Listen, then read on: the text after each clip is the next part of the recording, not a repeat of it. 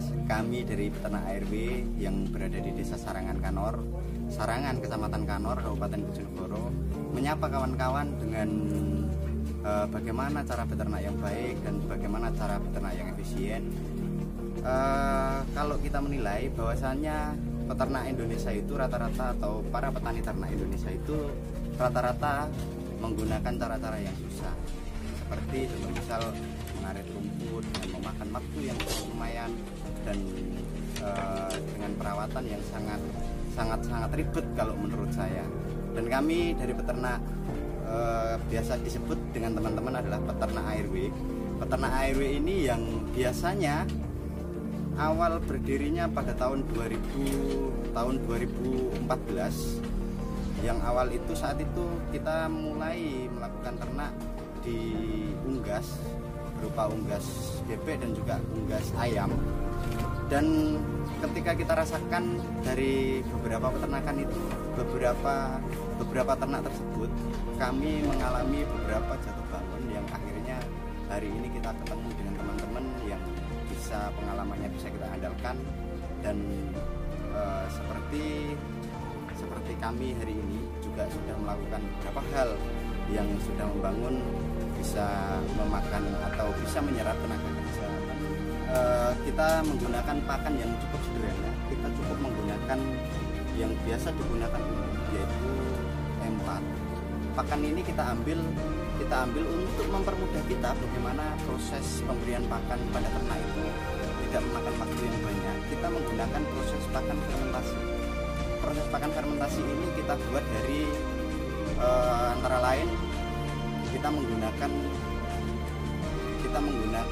limbah dari jagung yaitu slamper kalau biasanya orang sini mengatakan itu slamper. Menggunakan itu, dan juga kita menggunakan onggok kedelai yang proteinnya kurang lebih 15-an lah, kalau bisa kita katakan, bisa kita angkat menjadi 15 kalau proses pemberiannya kita menggunakan proses fermentasi. Tetapi kalau misalkan kita tidak menggunakan proses fermentasi, itu bisa digunakan untuk memakan ternak atau dikasihkan pakan pada ternak. Tetapi itu agak lama, prosesnya agak lama, dan kita tidak bisa ngukur berapa kenaikan daging tiap bulannya atau tiap harinya, kita juga tidak bisa ngukur. Tetapi kalau kita menggunakan pakan fermentasi, itu sebetulnya tidak sulit, sangat mudah dan tidak memakan waktu banyak. Tetapi kenapa yang menjadi pertanyaan saya, peternak lokal hari ini itu senang sekali untuk mencari rumput tiap pagi, yang itu memakan waktu yang kurang lebih 2-3 jam. Untuk satu sak atau satu gelangsingnya itu membutuhkan waktu kurang lebih 1-2 jam. Nah, kalau saya rasa waktu itu bisa digunakan untuk kita bekerja atau mencari pekerjaan lain. Contoh misal kita ambil pekerjaan yang lain, kita punya kesibukan di kantor, kita punya kesibukan atau menjalankan bisnis-bisnis yang lain. Dan saya rasa peternakan kambing atau beternak kambing ini sangat cocok kalau digunakan atau dibuat di pedesaan, itu sangat cocok. Apalagi orang yang punya kesibukan lebih, punya kesibukan di kantor ataupun punya usaha-usaha yang lain, bisa peternakan kambing ini. Karena apa? Mengasih pakannya itu cukup 3 kali sehari. 3 kali sehari lah, ibarat makan kita pun juga sama, 3 kali sehari lah diibaratkan kita. Begitu pula kambing pun juga kita memberi makan itu 3 kali sehari. Karena apa?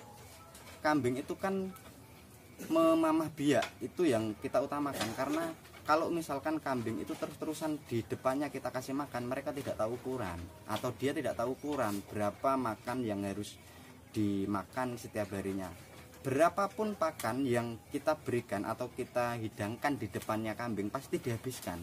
Karena apa? Mereka tidak tahu ukuran perutnya kalau kita mengatakan. Tetapi dari situ kita juga mencoba mengukur berapa kebutuhan kambing tiap harinya. Itu dari hitungan kami itu 30% dari berat badan itu sudah cukup rangsum pakan yang kita berikan. Dan kalau katakanlah 20 kilo bobot kambingnya, 20 kilo atau 15 sampai 20 kilo bobot kambingnya, itu kita cukup memberikan pakan 0,4 on. Artinya setengah kilo kurang. Itu sudah cukup kalau kami merasa. Lah dari pakan yang cukup 0,4 tadi itu kita juga harus pandai-pandai menghitung di mana letak proteinnya, berapa proteinnya, terus berapa karbohidratnya, berapa serat kasarnya, itu yang harus kita hitung. Tetapi kalau kita bandingkan dengan kita mengambil rumput tiap paginya,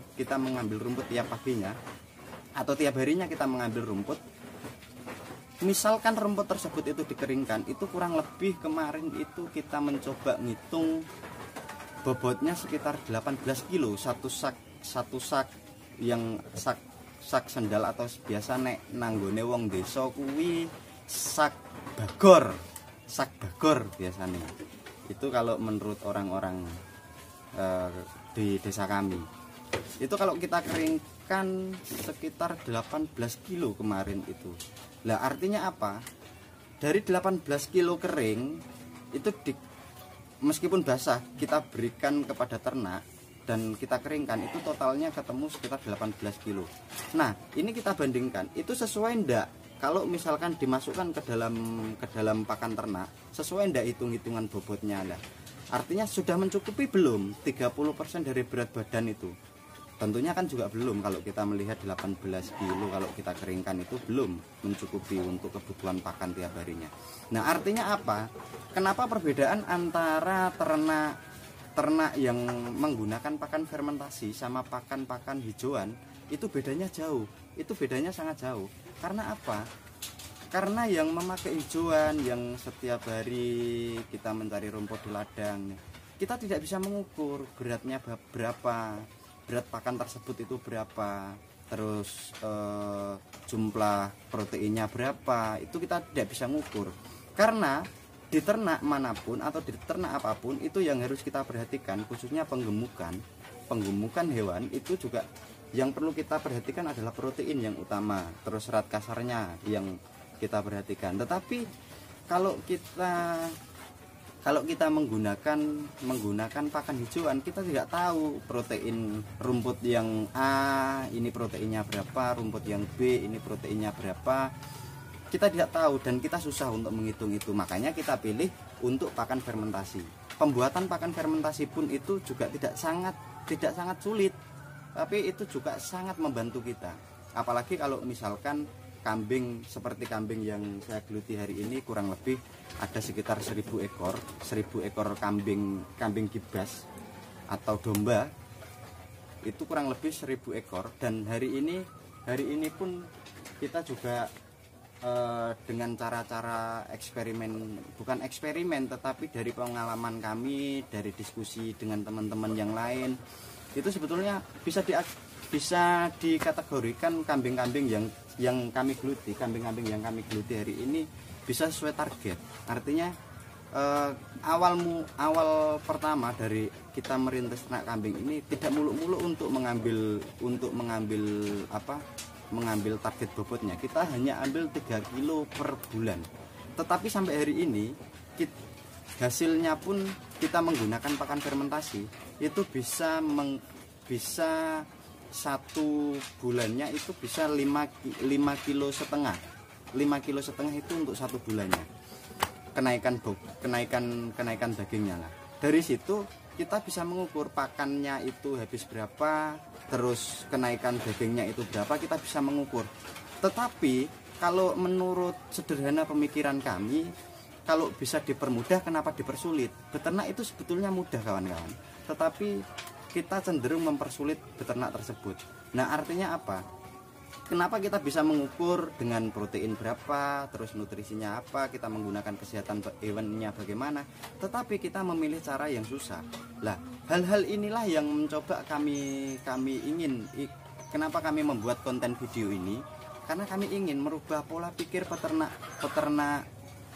nasional atau peternak Indonesia itu bisa berubah pola pikirnya, yang awalnya mencari hijauan tiap hari, waktunya habis di situ, tetapi untuk hasilnya pun juga kurang maksimal. Kita menawarkan dengan pola-pola pola-pola tradisional tersebut kita merubah menjadi pola-pola yang bagaimana kita meringankan pekerjaan kita sendiri, gitu kawan-kawan. Terus seperti ini kawan-kawan, untuk proses pembuatan pakannya, bagaimana kita menggunakan proses pakan yang modern, tidak ketergantungan dengan rumput. Karena kalau rumput, ya kalau tidak hujan, kalau hujan itu yang susah, bagaimana kita memberi pakan ternak kita. Untung-untung mereka tidak demo semua ke kita kawan-kawan. Nah, apalagi kalau misalkan kita menggunakan pakan fermentasi pun, kita juga bisa mengatur kesehatan hewannya. Kesehatan hewan yang bagaimana? Dari proses pembuatan pakan tersebut kita bisa memasukkan prebiotik, contoh misal probiotik yang notabene bakteri-bakteri aktif, bakteri-bakteri baik yang bisa membunuh bakteri jahat dalam tubuh hewan, kita bisa memasukkan dalam proses fermentasi tersebut. Nah, seperti halnya kami peternak ARW pun juga menggunakan pola atau sistem seperti itu, cara seperti itu untuk mempermudah kami bagaimana mengontrol kesehatan hewan. Nah, kesehatan hewan ini kita mengontrolnya bukan hanya 1 minggu sekali atau 1 bulan sekali, tidak, tetapi kita mengontrolnya setiap hari. Mengontrol dalam posisi apa? Kita mengontrol dalam kesehatan hewan, atau mengontrolnya itu menggunakan prebiotik yang kami buat sendiri. Itu pun tidak mahal. Kalau misalkan kita membuat prebiotik sendiri menggunakan empon-empon pertanian yang kita buat sendiri atau kita tanam sendiri, itu bisa kita masukkan dalam kesehatan hewan. Kesehatan hewan tersebut juga bisa kita kontrol setiap hari. Kita menggunakan prebiotik alami atau prebiotik organik, prebiotik alami yang kita dapat dari tumbuh-tumbuhan, yang kita tanam melalui kotoran hewan itu, kita pupuk melalui kotoran hewan yang kita pelihara. Nah, itu bisa kita gunakan prebiotik alami. Nah, selama ini kita menggunakan cara seperti itu untuk mengontrol kesehatan hewan supaya setiap hari hewan itu bisa sehat. Tidak gampang sakit-sakitan, tidak gampang terserang mencret, tidak gampang terserang cacing dan lain sebagainya. Artinya apa? Menggunakan prebiotik yang kita buat sendiri itu selama ini sudah pas kalau menurut kami, dibandingkan kita beli obat-obatan yang di toko. Coba bandingkan kalau misalkan kita beli obat-obatan di toko, per liternya itu kurang lebih, kalau saya tanya kemarin, kurang lebih sekitar 50.000 sampai 75.000. Nah, selisih 25.000 itu kita sudah dapat puluhan liter.